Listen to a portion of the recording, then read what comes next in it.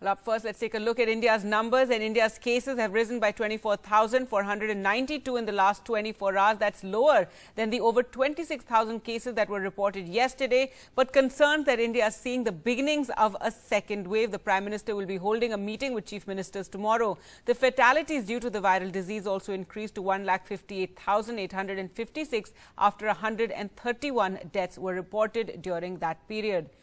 Now, Health Ministry sources have told NDTV that there have been no complaints of blood clotting that has been reported in India with regard to Covishield, which is the AstraZeneca vaccine. The Committee on Adverse Events, which is following immunization, will be meeting in a day or two. But for the moment, there's no pause on Covishield, the AstraZeneca vaccine. Now, this after over a dozen European nations have paused the vaccine. Spain, Germany, France and Italy have become the latest European countries to temporarily halt the rollout of the Oxford AstraZeneca vaccine over a small number of blood clot concerns, going against the advice of international medical agencies as a third wave of infections looms over the continent. The suspensions go against the advice of the World Health Organization, the European Medicines Agency and the pharmaceutical giant AstraZeneca itself, all of whom have said there is no evidence of a link with clotting and that the rollout should continue while the reports are investigated, saying that the good far outweighs any of these risks that have been seen. Well, to talk more about this, we're now joined by Dr. Shahid Jamil, one of the country's top virologists and CEO, DBT Wellcome Trust of India Alliance. Thank you so much for joining us, Doctor. So, first and foremost, let's talk about the rising cases in India. So, let's take a look at that, at those numbers and the curve. A big concern with India's cases going up right now. They didn't go up after the festival season, so we thought we had dodged it. What is causing the spike now? Is it that people have become careless, or is it possibly due to the variants? Well, so far there is no epidemiological correlation between the increase in cases and the mutations. I would say mutations instead of saying variants, because so far in India, different mutations have not really come together into variants of concern. So I don't think there is any epidemiological evidence at this point, not to say that it won't happen in future, but I'm looking at data at this point and there isn't any. So I would have to, say that, what you just said, that people are being careless, COVID fatigue, also thinking that the vaccines are here, so everything is fine, or possibly a mixture of things. Right, Dr. Jamil, but when it comes to the variants, are we testing enough? We're only testing those people who came from the UK. We're not testing other cases to check whether there are any variants present. Yeah, so testing is happening at two levels. One is at airports, and anyone who is found positive at the airport, any incoming traveler, they are sequenced 100%. So we know what's coming in terms of variants. So for example, India has already reported somewhere around 180 UK variants, almost a dozen South Africa variants, and possibly one Brazil variant. But as far as detecting them in the population, we haven't detected them in the population yet. And for that, you're right, you need to be sequencing at a density that's high enough. UK was sequencing at about 6% when it found variants. India at this point is somewhere around 0.05 to 0.07%. It needs to be ramped up, but the government has set up something called the Indian SARS-CoV Consortium on Genomics, INSACOG. So INSACOG has a stated objective of sequencing about 5% of daily samples. Of course, going from 0.05% to 5%, increasing 100-fold, will take both time and resources. It's happening, and it's happening slowly. So I would say that a more realistic goal is possibly 1% sequencing on a daily basis. and the efforts are going on. And I'd like to now talk about the controversy over the AstraZeneca vaccine that we're seeing in Europe. Several countries, including Italy, Germany, France, and Spain, have banned it. India has said that there are no cases of clotting found here. So, what could be behind this move in Europe? Some even suggesting that it could be something political behind the move. Well, I don't know about the politics, and I don't really care about the politics. I look at the data. Sure. As far as the data is concerned, I spoke to the head of the adverse events task force in the Ministry of Health today. And he told me that India has so far recorded 243 hospitalizations and 71 deaths in people who have been vaccinated. But remember, India has by now given more than 25 million vaccine doses. So, I'm not treating this as a statistic, but what he also told me is that if clotting were happening, clotting would have been seen in these cases. And a condition which is called deep vein thrombosis is something that is easily seen. And none of these hospitalizations, none of these deaths had any indication of deep vein thrombosis. So I trust him. I mean, he's a very respected physician and public health expert, and I trust him to be telling us the right thing. So as far as India is concerned, there is really no evidence.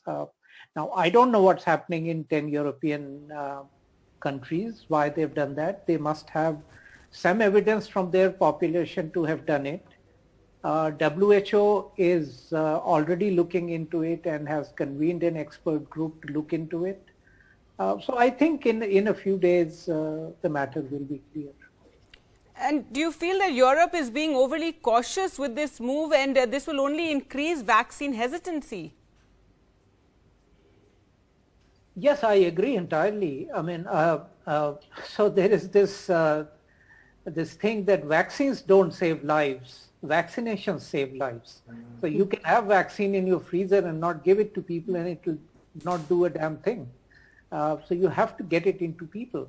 And you're right, all this is creating hesitancy and an anxiety in everyone. And, especially because vaccine science is complex, unfortunately, the messaging has not been very clear and concise.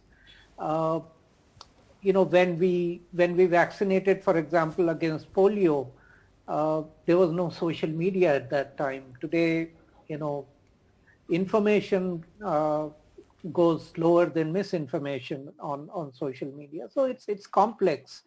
But I would simply say that have trust in your system, have trust in the millions of people who have taken vaccines and are fine. So even the most successful vaccines will have some side effects. And again, I'm not treating this as a statistic, but these things do happen. Nothing in this world is 100% effective or 100% safe.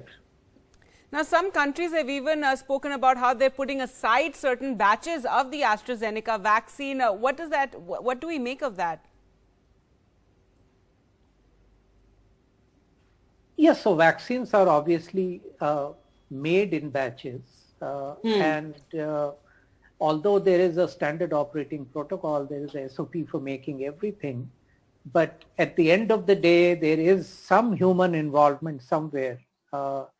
So yes, there are minor variations, and that's why every lot of vaccine, every batch of vaccine is tested for quality. So if they're saying that, let that be investigated. But that doesn't mean that, the entire vaccination program should come to a standstill, because there are other places that vouch for it. So a thorough investigation will tell what's right and what's not. Right. Dr. Jamil, another question regarding the vaccine that I wanted to ask you is, what about the issue over the gap between the 2 doses of the AstraZeneca vaccine over the Covishield vaccine? UK claims that a large gap of over 10 to 12 weeks leads to greater efficacy. Here in India, we have a 4-week gap. Should we reconsider? Well, look, that's based on one paper, one publication that compares 4 different trials of the Oxford AstraZeneca vaccine. So it's not even a new study. They just compared 4 different trials. And one of those trials is the half-dose, full-dose trial that was a Bostock trial. So I think it's if you look at the paper, it's not a very well done study. I would not simply rely on that study to increase the duration. Remember when Pfizer, which actually did this analysis, comes out and makes that recommendation, you have to also realize that they are struggling to get vaccines to people in UK and Europe. So any extension in the schedule is going to help put the vaccine in at least 1 dose into people very quickly. In India, we don't have that issue. So my recommendation would be just don't worry about it. Go with the second dose at 4, maximum 6 weeks. All right. Thank you so much, Dr. Shahid Jamil, for speaking to us here at NDTV. Now, talking about the vaccine drive, there's some good news on that front. India has crossed an important milestone of administering over 3.29 crore vaccine doses. And on Monday, in 24 hours, we saw over 3 million vaccines in a day. That's over 30 lakh vaccines being given. That's the highest daily vaccinations in India so far. Well, to talk more about the vaccine drive, we're joined by Dr. Shekhar C. Mande, the Director General of the CSIR. Thank you so much for joining us, Doctor. Now, there have been concerns about the speed of the vaccine drive. How can we speed things up? We've hit 3 million in a day, but we need to maintain this if we're going to inoculate 30 crore people by July. So, actually, the vaccination drive, the way it is going on, is extraordinarily well because it is working to full capacity. The number of vaccine doses that are being manufactured, all of them are being consumed. So I don't think there is any room to accelerate it further unless, of course, the vaccine manufacturing capability goes up. So in that sense, the vaccination drive is picked up very well. What we have also done well is defining the priorities. So the priority that we defined as number 1, healthcare workers and frontline doctors and so on and so forth, that is actually pretty much under control. And the second priority, those above the age of 60, or those with comorbidities but above the age of 45, that priority also has picked up very good pace. So in that sense, there is nothing to complain about the pace of vaccination. It is working to its full capacity. But nonetheless, as and when the vaccines become available and there is room for actually expanding it, as many people should get vaccinated as early as possible. Now, Doctor, currently we have 2 vaccines that we're using. That's Bharat Biotech's Covaxin, and we have the AstraZeneca Oxford vaccine, which is called Covishield here. When can we expect more vaccines in our kitty? So, what we hear is that a few other vaccines are also under evaluation at this stage.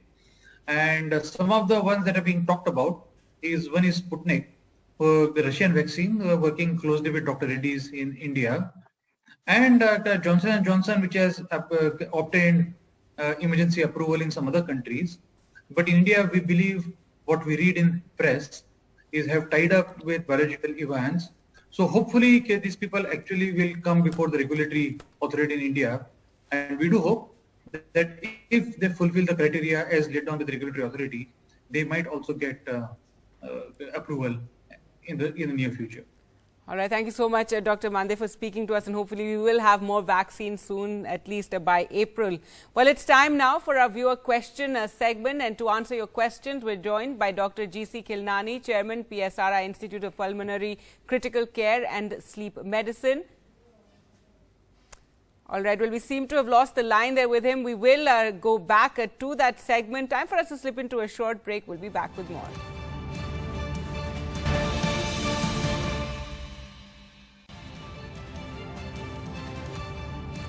Welcome back. Well, let's now take you through the COVID numbers as they are stacked up, and India reporting over 15,000 cases. There you can see, let's just take a look at the tracker right now. And there you can see the growth in terms of, this is the number of deaths that has taken place. But let's take a look at the growth curve as far as the number of cases go. And here you can see Maharashtra remains the big worry. If you can just take a look at the way the curve is growing. And Maharashtra, Kerala, Karnataka, Andhra Pradesh and Tamil Nadu are the big worries in terms of the number of cases and how they're rising in India. Maharashtra especially is a big worry. But let's take a look at the vaccine drive. And this is something that, which is some very good news coming in over here. In the last 24 hours, India managed to do 30 lakh vaccinations, and we have crossed this 3.3 crore mark, which is a big milestone. But the fact that we reached 30 lakhs in a day is significant. That means 3 million jabs taking place, and we need to in fact increase our rate of vaccination so that we can reach that mark of 30 crore vaccinations by July, which is what the government has aimed for. So you can take a look at how from the beginning, from January 16th, and how the vaccinations have been increasing. From the 1st of March around here is when the vaccine drive then opened up for people who are over 60 years of age and those who are over 45 years of age with comorbidities.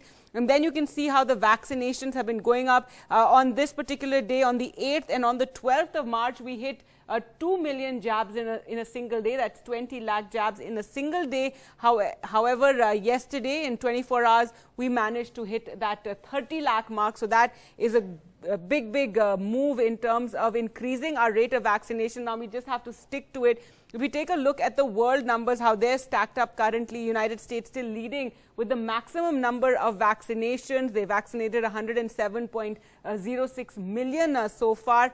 Coming in second is China, that has vaccinated 52.52 million, and then the European Union. And there, of course, there's a big controversy right now in the European Union with several countries stopping the use of the AstraZeneca vaccine, and this is creating more vaccine hesitancy and slowing down the entire vaccination program, which is there's already been a lot of criticism about how slow the European Union vaccinations are going.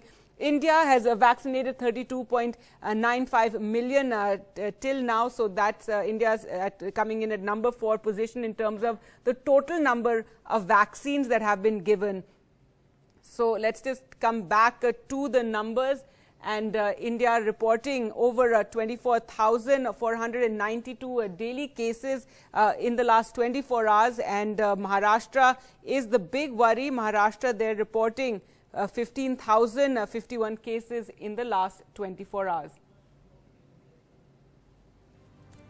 Well, with that, time for us to slip into a short break. That's all the time we had on the show today. Thanks so much for watching. Goodbye.